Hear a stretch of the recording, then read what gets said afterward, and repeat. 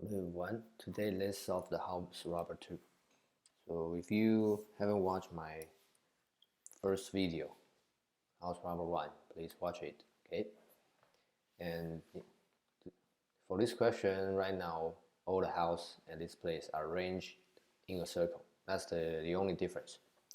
So that means that the first house is neighbor of the last one.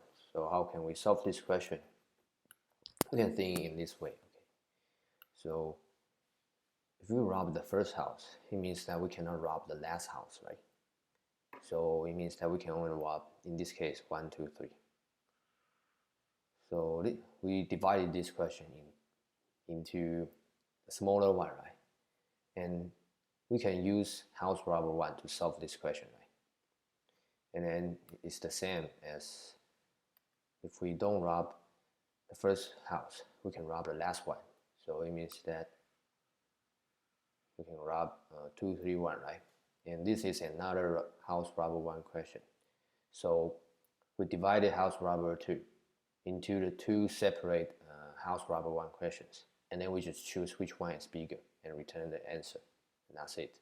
So let's see how we implement the code. So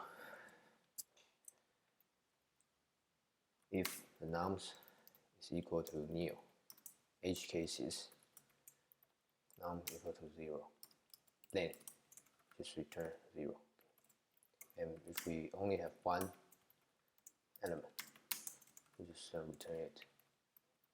And here, we call the function called house robber 1. Okay. Nums same. So basically, it's almost the same. Let me repeat it. Just check the edge cases, and we have to create a memorization called D. D will store the maximum value we can rob until the position I house. Is nums. So the first house, if we only have one house, okay, the position 0, so we just rob it, right? And if we have two houses, we have to compare. So let me create a function here.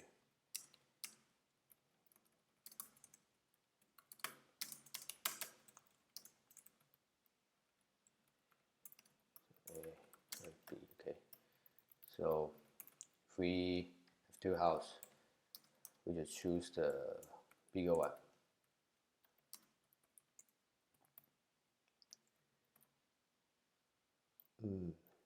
Sorry. Okay. And then for position start from 2. Okay. And the position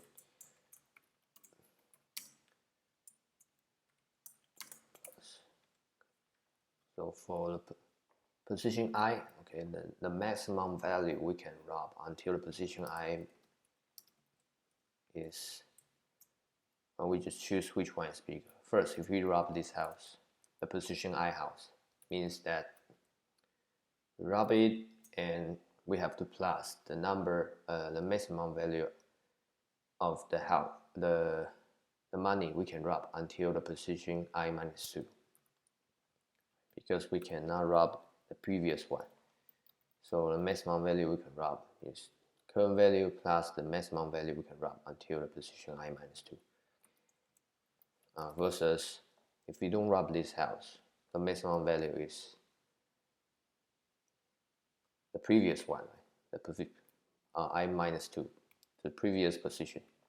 So I minus 1.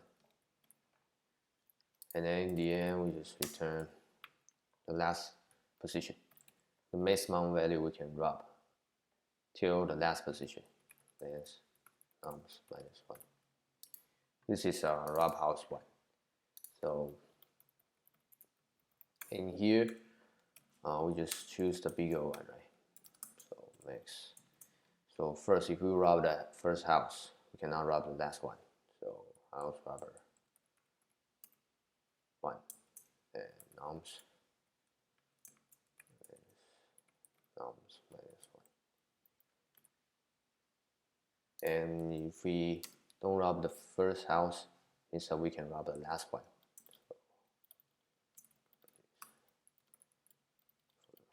So we can rub the last one.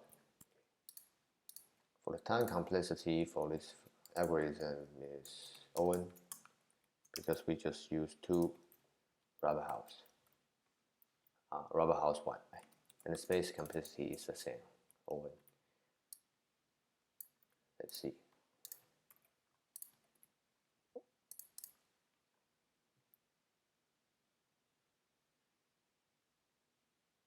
Yeah, that's it. Thank you for watching.